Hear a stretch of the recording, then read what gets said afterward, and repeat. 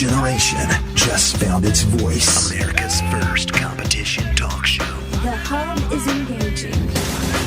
Talk life.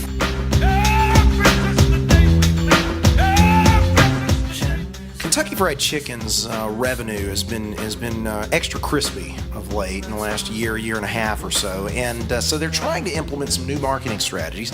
Most recently, they have one premiering on college campuses all over North America. They are paying college girls now $500 to promote their new Double Down sandwich. It's a bunless sandwich that they have, and they're giving them fitted sweatpants with the logo on their buns, and they're paying them to pass out samples and that type of thing. And this has a lot of women's groups like the National Organization for Women very upset because it is exploitation and just pure and simple. And I guess they hope this will increase their bottom line.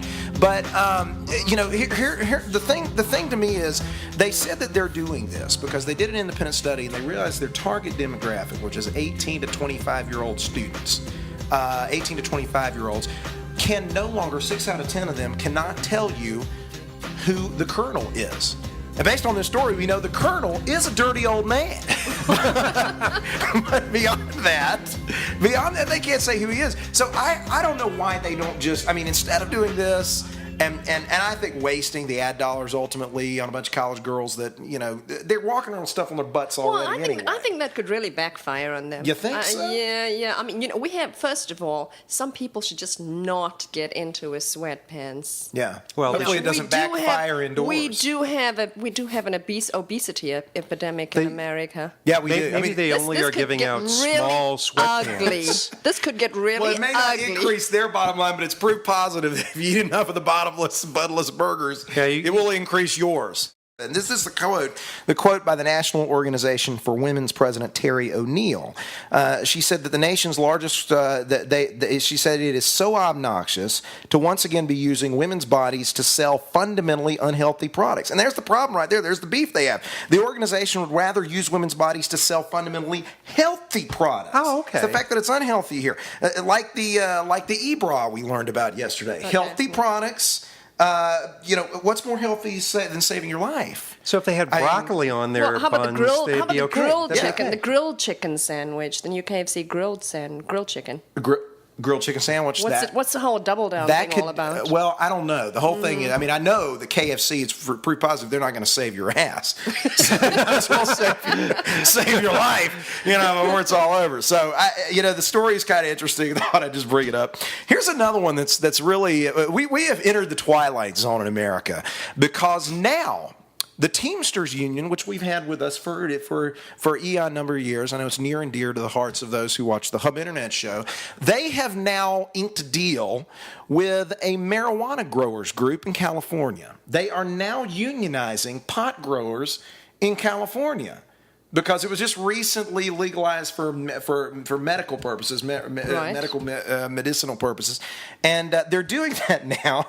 And they're saying that they haven't really thought far enough ahead to know what they would do, how they would protect the rights of union members who are doing a fundamentally unlawful thing with their time. Federally, yes. Federally. I don't know, Benita, suggestions? How do you get around that? Really help the unions out. Breathe deep. Free samples. They could use the KFC model. You know what I'm thinking about? I think this ties in with something else we've seen recently, and that is Chrysler workers drinking beer and smoking pot on their breaks. I believe there was a story about that. Pictures. And pictures and aren't Chrysler workers, aren't auto manufacturers, aren't they somewhat in the Teamsters too, or is that a completely different thing? There may be a union tie-in here that protects those people participating in union activities on their breaks, and are these called union activities? Smoking pot on the job?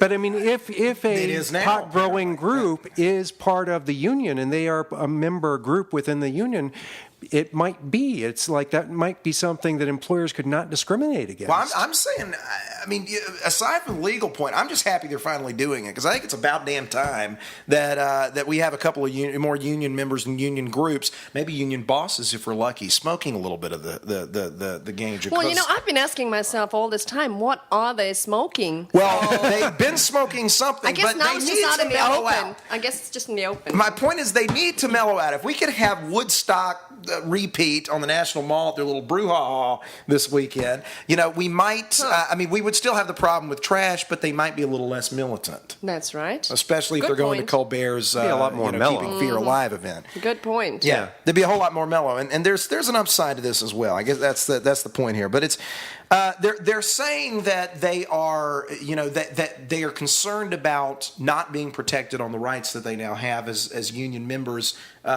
growing pot, and I guess I can see the point because I feel I would be. It's one thing to lose rights, but to lose rights you never had, to the pleasure of finding that's a Greek tragedy. Well, the interesting thing for me is that union membership has been declining, and don't you think this is just a sign of their desperation that they'll take anything? They'll bring it in. Bring it on, bring it in. Well, and honestly, I think, if this is one step away from legalization, it will sweep the country. So, you get the unions behind it, all of a sudden, you're going to see this popping up all over the country. What about in Nevada? Are prostitutes unionized in Nevada?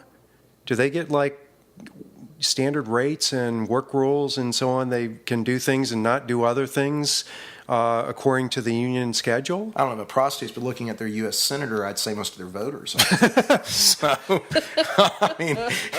here's the thing. They say that right now, that since this law passed earlier this year in Oakland, California, go figure. There have been more than 260 applicants to become unionized under this group. Oh, they didn't release the names, did they? No, they didn't. Okay. Not yet. Not yet. And they say union membership will not be a requirement to receive a permit to grow the pot. So that's good. It's not like you're being kept out of the game just because you wouldn't Right to comply. work. But I'm sitting here thinking, yes, that the labor rights and just you've got to be respectful of your employees. The labor environment does play a factor in whether you get your permit. Well, here's what I'm So that's wondering. going to play a factor too. Here's what I'm wondering. You know how they say when you start working at the beer factory, for example, you can have all the beer you want. You start working at the candy factory, you can have all the candy you want, and eventually you get totally sick of it and you don't want it anymore. So they just give it all to you. You think that's going to happen here? It could very well happen here. It could be kind of easing you into it a little bit more. Where what do you think? Is it an open door policy?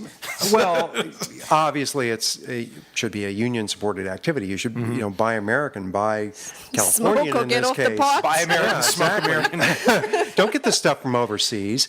But how many of these people just want to join the union because they want to get the cool logo and thing for their wall? How many people would just pay their union dues and say, "Hey, I'm with the Pot Growers Association." Yeah. Yep. Well, that's the thing, and ultimately the feds are concerned, and the unions are concerned, quite frankly, about the new spotlight that will be placed upon this, and not from the state, but upon them by the Fed. Because let's face it, ever since Hoffa, they've had a little bit of problem with corruption and people getting into the game, and now you get into something that's fundamentally corrupt, and and you're not going to see this happening. I don't know. It seems just like a breach. It's just asking for marriage difficulties. Take an industry with as much integrity as the union, marijuana growers and the pot growers and and the union bosses. There you go. And put them together. It's just asking for I'm thinking of, what was the guy in Los Angeles where they had the riots and everything? Rodney King. Rodney King, who said, "Can't we all just get along?" And I'm thinking, in the 60s, the Teamsters were always going and beating up on hippies, and you always saw that kind of thing.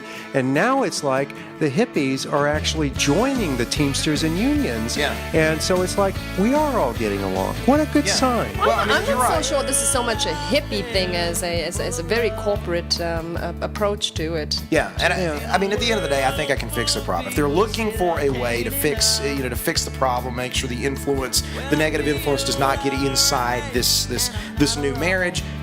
elect a pot-smoking Mexican illegal migrant worker next time around for 2012. And you used to think it wasn't possible, but we have a great warm-up act, don't we? We'll see you tomorrow on The Hub. Except for this love I'll share with you.